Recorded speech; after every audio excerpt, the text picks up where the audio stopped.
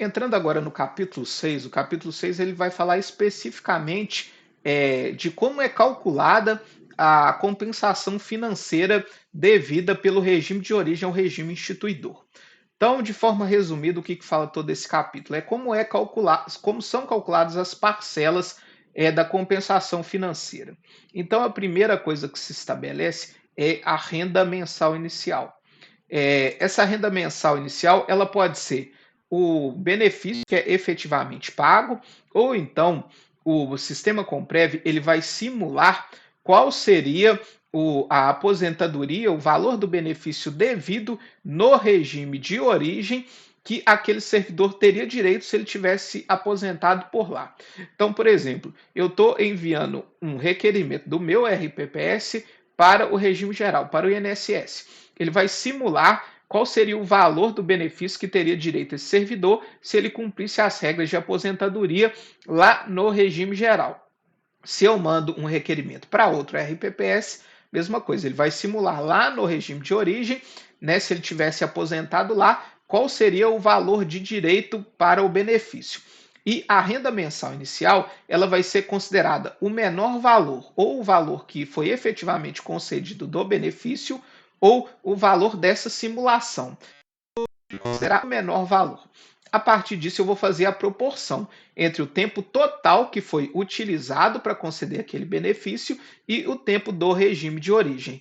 Esse tempo do regime de origem, ele é qual proporção em relação ao tempo total. E aí vai ser calculado o valor da compensação financeira a qual o regime instituidor vai ter direito. Lembrando que esse valor ele nunca pode ser inferior a um salário mínimo. Caso não haja informações para que se possa simular esse valor lá no regime de origem, vai ser considerado, dentro do regime geral, a média dos benefícios do regime geral à época e, no caso dos regimes próprios, vai ser considerado o salário mínimo vigente à época. Depois de calculados esses valores, eles são atualizados até o valor presente, corrigidos pelo INPC, e daí vai ser calculado o valor do fluxo mensal a qual, né, o regime instituidor vai ter direito. A partir do momento que é calculado o valor a qual o regime instituidor tem direito, a gente vai ter duas situações. A primeira delas vai ser verificar se existe dentro dessa aposentadoria período relativo ao estoque. O que é período de estoque? Período em que esse benefício foi pago. Dentro do regime geral, o período de estoque é o período que vai da Constituição de 1988 até quando foi promulgada a Lei da Compensação Previdenciária, que é 1999. Então, se for valor de estoque, esse valor aí ele tem uma regra própria para pagamento. E se for um benefício concedido a partir dessa data, ou que tenha período a partir de 1999, dentro do regime geral, isso é fluxo acumulado, ou seja, quais valores foram acumulados, desde a data da concessão do benefício até a data em que foi efetivamente deferido o pedido de compensação previdenciária. Se esse valor não foi estoque, é fluxo acumulado, é pago de uma única vez para o regime instituidor. Dentro dos regimes próprios, o valor do estoque ele é um pouco mais longo. Ele vai desde a Constituição de 88 até 1º de janeiro de 2021, que foi quando efetivamente foi possível, aí foi regulamentada a compensação previdenciária entre os regimes próprios. Então, se estiver dentro desse período, é estoque.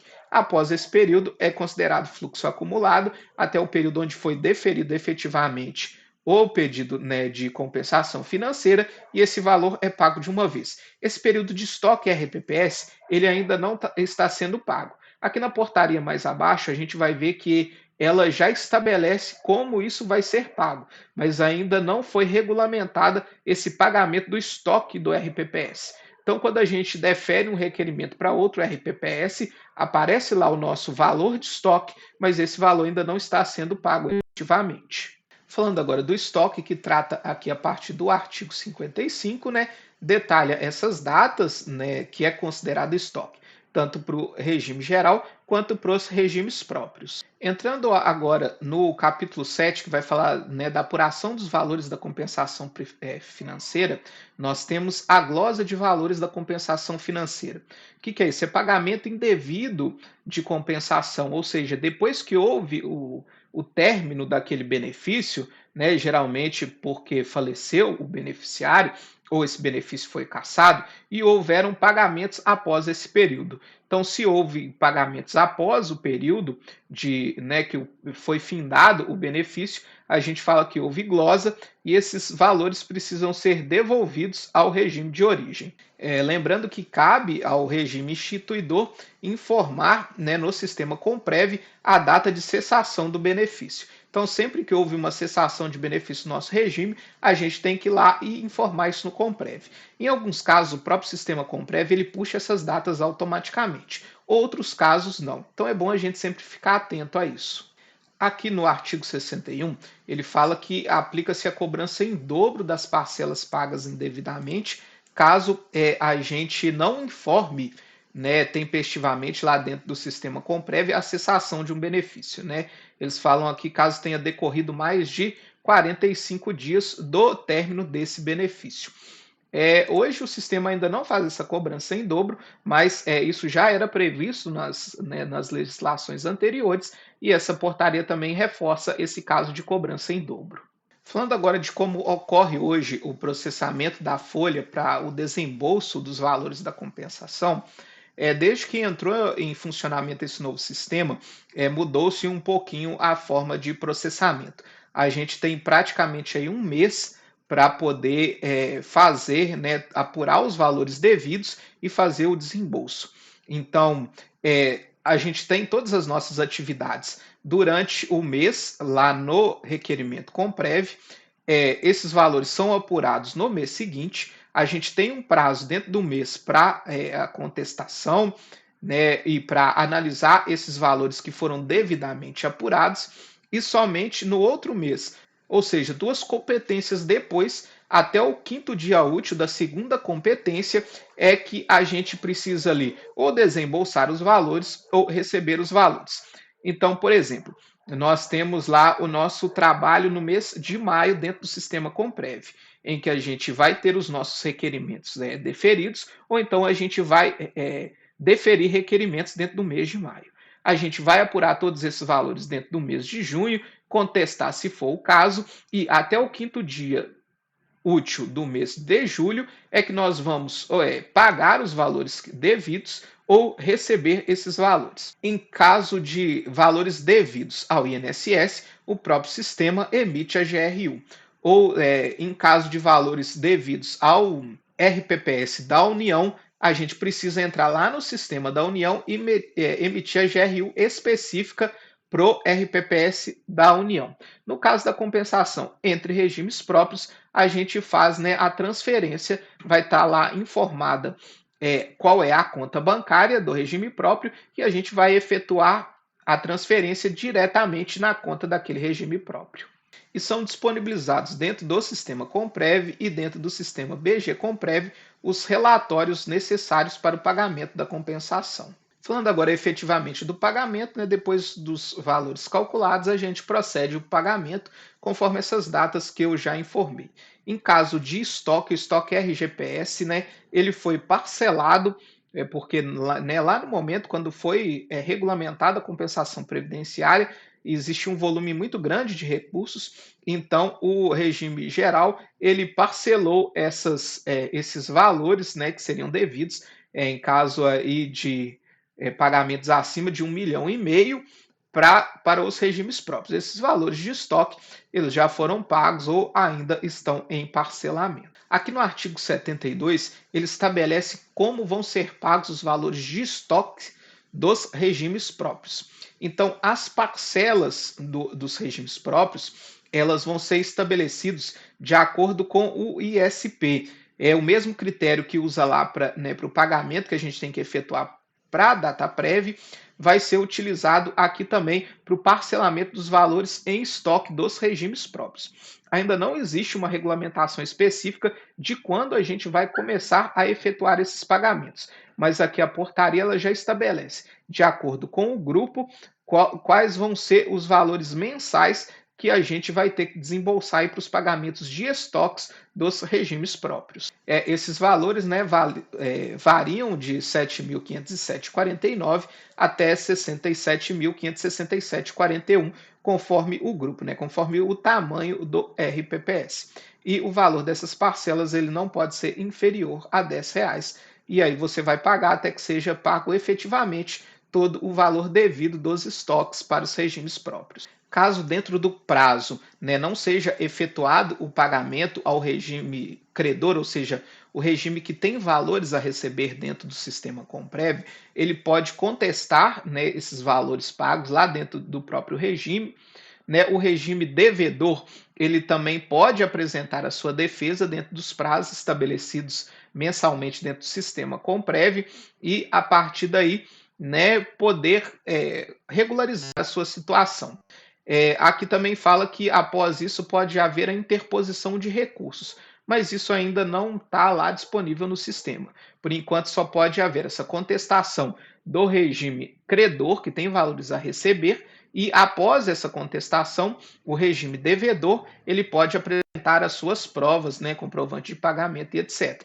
E a partir daí pode haver a interposição de recurso administrativo, mas isso ainda não está disponível dentro do sistema Comprev.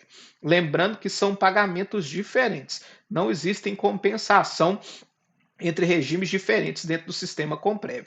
Então, eu posso ter valores a receber do regime geral, por exemplo, e ter valores a pagar, a desembolsar para outro regime próprio, para o regime do Estado ou para o regime de outra prefeitura. Da mesma forma, eu posso ter valores a receber de um RPPS do Estado e ter valores a pagar a um regime de alguma prefeitura. Então, eu preciso olhar sempre dentro dos relatórios do sistema Comprev para quem, de quem eu tenho valores a receber, acompanhar o recebimento desses valores e também para quem eu tenho que pagar e fazer o efetivo pagamento desses valores para que eu não fique bloqueado dentro do sistema Comprev. Caso eu esteja devedor com qualquer regime, os meus valores a receber dos demais regimes, eles serão bloqueados dentro do sistema Comprev. Então aqui estabelece quais são os casos de bloqueio, ou seja, na existência de débitos do ente federativo pelo não recolhimento de contribuições previdenciárias ao RPPS, inadimplência entre o RGPS e os RPPS, ou seja, se eu tiver inadimplente com qualquer outro regime dentro do sistema Comprev, e na hipótese, né, se o ente federativo ele tiver alguma dívida com a União, ou seja, ele não tiver a certidão negativa de débitos da União, esses pagamentos também são suspensos. Lembrando que a certidão positiva com efeitos de negativa, ela também vale, e nesse caso também os pagamentos não vão ser suspensos. Mas caso eu não tenha essa certidão negativa, né, o ente federativo não é o RPPS, aqui é vista a CND do ente federativo, os meus pagamentos do sistema Comprev também serão suspensos. No capítulo 9, ele vai falar da cessação e da revisão, né, dos requerimentos. A cessação ela pode ser de forma automática, quando o próprio sistema constata o óbito dentro do sistema do CNIS, ou pode ser automática, pode ser manual, quando, né, a gente vai lá, regime instituidor vai lá e informa que já houve a cessação daquele pagamento, que pode ser por óbito ou por cassação da aposentadoria. E, né, da revisão do requerimento, caso de requerimentos deferidos ou indeferidos, né, a gente vai ter a possibilidade de realizar a revisão desse requerimento. Caso ali, né, no meio do caminho tenha acontecido alguma coisa que, por exemplo, aumentou o valor da aposentadoria ou alterou, né, o número de dias de contribuição dentro, né, do requerimento, ou caso um requerimento, né, seja indeferido, a gente interpor algum tipo de recurso. Mas essa funcionalidade ainda não está disponível dentro do sistema Comprev, deve ser implementada aí, né, dentro de pouco tempo, mas a portaria já prevê aí essa revisão dos requerimentos de compensação previdenciária.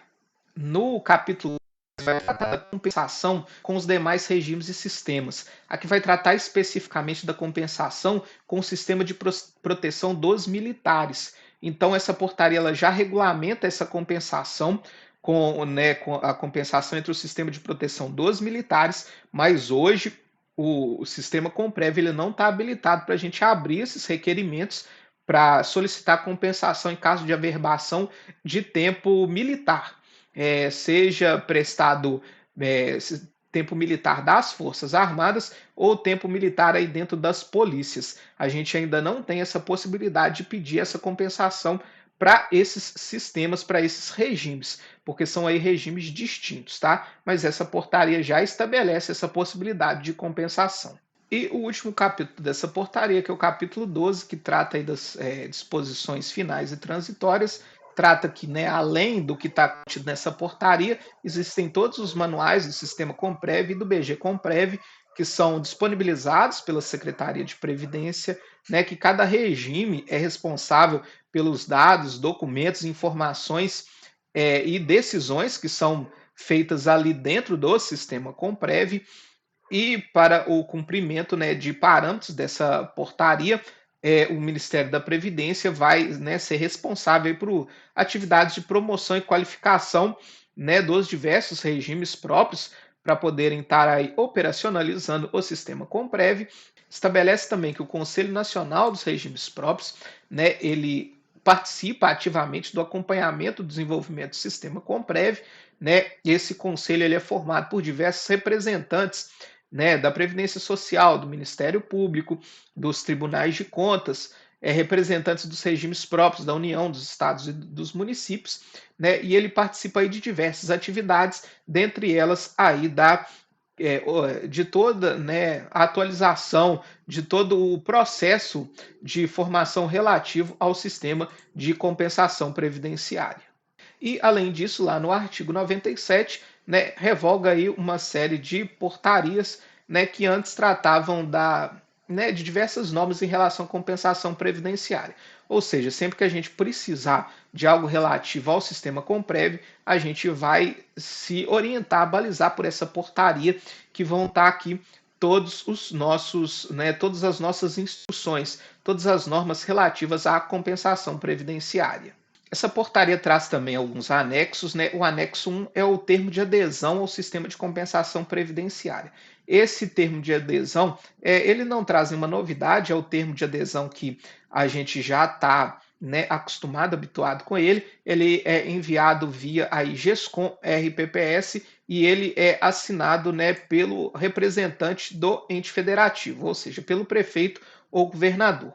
O anexo 2, né, é a indicação dos dados bancários. É a conta bancária que vai ser responsável por receber os recursos da compensação previdenciária, que deve ser aberta exclusivamente para essa finalidade. Vai ter aí a assinatura do representante, né, da unidade gestora do regime próprio, ou autoridade máxima dentro do regime próprio, e também do prefeito ou governador. O anexo 3, ele trata da identificação dos gestores de acesso. Então, aqui vão ser os responsáveis por criar novos acessos dentro do sistema Comprev.